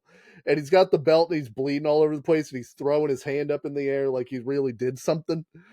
So I thought that was good. That's the best way. That's the best way Yeah. for a guy like that to win, because then he can just like, because even with the Eddie DQ, he said that Eddie got himself DQ'd on purpose. He's like, I promised a win and I delivered a win because I do what I say I'm going to do. Right. And then he accidentally wins this match. And it just, I mean, I feel like it kind of sucks for this to be the way that Eddie loses his title. I'm curious what I know you're going to go into it. What happens? Where Eddie goes after this? What does Eddie do after this? He re-enters a feud with Kurt Angle and Kurt Angle's group. So it's like Luther Reigns and the Bashams and Kurt Angle. That kind of takes him through the SummerSlam in the fall, and then he teams up with Ray, and that sort of is the direction in 2005. So he's in the upper card. He doesn't get another title match until Armageddon 2004. He's in a 4-way with JBL and the Undertaker and him, and I think Big Show maybe. But he doesn't get another one-on-one. Well, he loses a cage match to JBL, which we didn't watch because he's already not the champion at this point. But he's so he got a rematch. Yeah, and Angle screws him, and that's how him and Angle get back into it. So they just can't do this. Lazy booking. They just can't do a straight win by anybody on any of these shits. How long is JBL the champ? 9 months. JBL holds the belt until next WrestleMania. So this match got 3.5 stars, 21 minutes, 6 seconds. I am not as kind here. I'm thinking this is like a 2.75 from me. And it's because of the bull rope. Like that gimmick makes it hard to do a really good wrestling match. It's hard to do. It's specifically really hard to do a good finish. Like, it's just a guy. Like the beautiful thing about wrestling. One of the best things about wrestling is whoever came up with the 3 count. It builds so much suspense. You can have the false finishes, you can have all these things, and there's suspense and false finishes and all those shits with the bull rope match, but it's not something as tangible as a guy slamming his hand 3 times on the ground. Right. It's not something as tangible as somebody even tapping is sometimes anticlimactic, but a guy walking around touching all 4 things, there's not the thing that we have been conditioned to cheer after, you know? So like, right. I think they did a good job of this, even though it completely became flassified by Kurt Angle coming in and just announcing who won. But it's hard to do with the bull rope match. Yeah. So Eddie's title reign is shorter than Benoit's. Benoit holds the belt until SummerSlam of 2004, which is a couple months later. He loses it to Randy Orton. But they were saying that the Guerrero wasn't really drawing as the champion. So I did some research. And so Eddie's title win at No Way Out did 350,000 buys. WrestleMania 20 did over a million, but that can't just be on Eddie because it's a co-branded show. It's also WrestleMania. It's WrestleMania. It carries Yeah. itself in certain ways. I mean, the matches matter, but you're going to get a boost for it being WrestleMania no matter what. Yeah. Judgment Day and the Great American Bash are SmackDown only. Those had 238,000 buys. And Eddie loses the belt there. So at SummerSlam, which is another co-branded show, there's 320,000 buys. And that's Guerrero versus Angle is on that show. But the next two SmackDown only pay-per-views do 240 and 230,000 buys respectfully, with JBL as the top guy.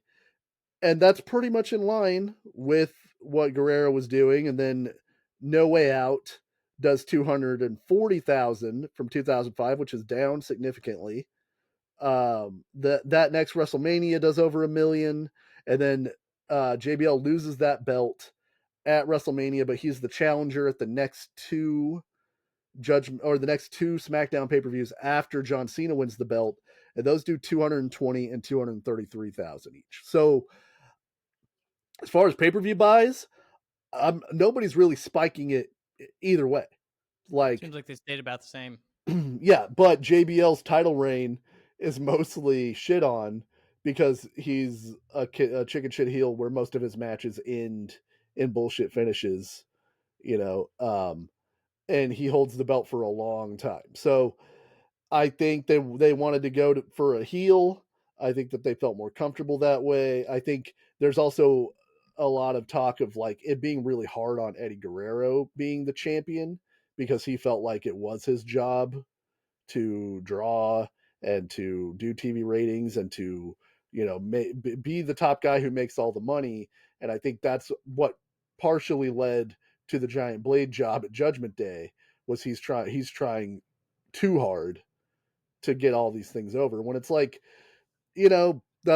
his caliber of opponent is a unknown heel at that point after Kurt Angle and Brock Lesnar, and then JBL works with The Undertaker and Batista and these guys who are over and known commodities, and he doesn't, raise the the buy rates either. So it's I don't necessarily buy that as a true reason, but if it was better for Eddie's mental health, then I'm glad that he was able to not be the champion if it was too much.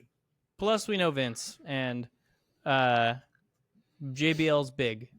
He's a big fucker, certified big fucker. Yeah, so. and McMahon can relate more to a big cocky asshole rich guy than he can plucky Latino babyface. And I think he's always going to fall back, or not now, but in his time, he was always going to fall back on those things. I looked at a lot of the SmackDown results at the time, and it's like they weren't really doing much for Eddie on those either. It was like he defended against Booker T, won by disqualification. He beat Rey Mysterio one week to retain the belt. He loses to Devon Dudley for some reason. And then the next week he beats Bubba Ray Dudley. And then Bradshaw and the Dudleys beat Eddie, Rob Van Dam, and Rey Mysterio. And that's going into the Judgment Day pay-per-view. And just like, I don't know, they didn't have any guys for him to really get into a storyline with who were established, who could have helped him as the new commodity. And I don't know that the week-to-week TV was really strong in helping him either. And this is mirrored with Chris Benoit's title reign too. Like, yeah.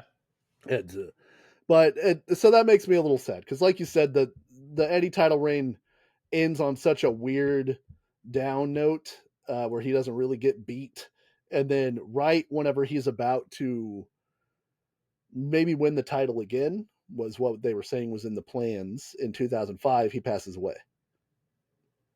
Like they were going to give him a heel run as champion. Oh, really? Yeah. Him and Batista. Do you think that's revisionist, or do you think they're really going to do that?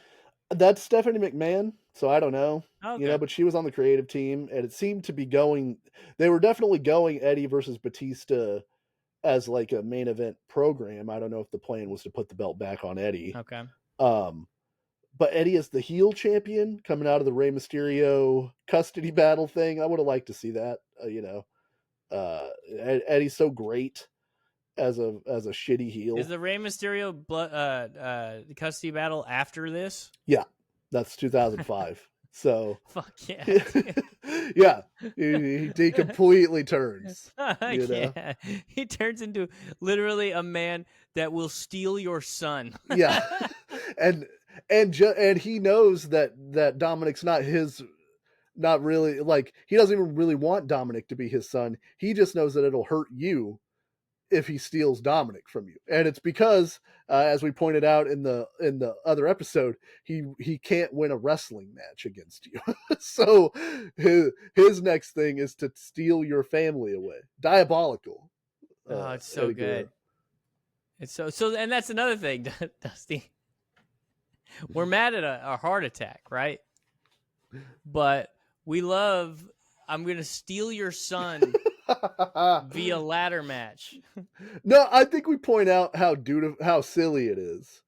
It is silly, but we love it. I mean, yeah, I fucking love it. This is that to me is fun, silly, I guess. I don't, sometimes you don't know why something it works for you or it doesn't. Like for some reason. Well, and maybe you're right. Maybe it is in the end. Eddie's face is in the doo-doo in that match. He loses. Yeah. JBL is rewarded for his shitty behavior with a 9-month title reign. The good guy lost in the weirdest, like, annoying, sad way that wasn't even a crazy pop because it was like drawn out like crazy. So everybody just sat there confused for a little bit, and then he dies. Right. So he fucking died, man. He doesn't get it back, so that sucks. But I still think, like, it's an interesting point in history. We got 2 really great matches out of it. I think that Brock Lesnar and the Kurt Angle matches are worth definitely rewatching. If you're not squeamish of blood, that Judgment Day match is crazy. Like the amount of time I was, like I said earlier, I was genuinely shocked how long that match goes after Eddie Guerrero is losing, like, most of the blood in his body is on the floor. I kept looking at it going, raisin at the end. Yeah, I kept looking at it going, like, there's 10 minutes left in this thing. I can't believe it. So that's it for this week. This is sort of the format that we're going with. We're doing a deep dive into a particular topic one week, and then the next week we're watching a match and doing some other segments. So let us know if this works for you. We appreciate it. If there's things you want us to tweak, let us know. We thank everybody who listens. We appreciate you. We're wrestling over everything. Do you know what match we're watching next week? We are watching Shawn Michaels versus The Undertaker at WrestleMania 26. Hell yeah, dude. Streak versus career, which I think unfortunately lets you know which way it's going. God damn it! But we'll watch it. It'll be fun. Yeah, you were going to know it anyway. But yeah, because I knew it was WrestleMania. So yeah. Bye, guys. Love you. Subscribe.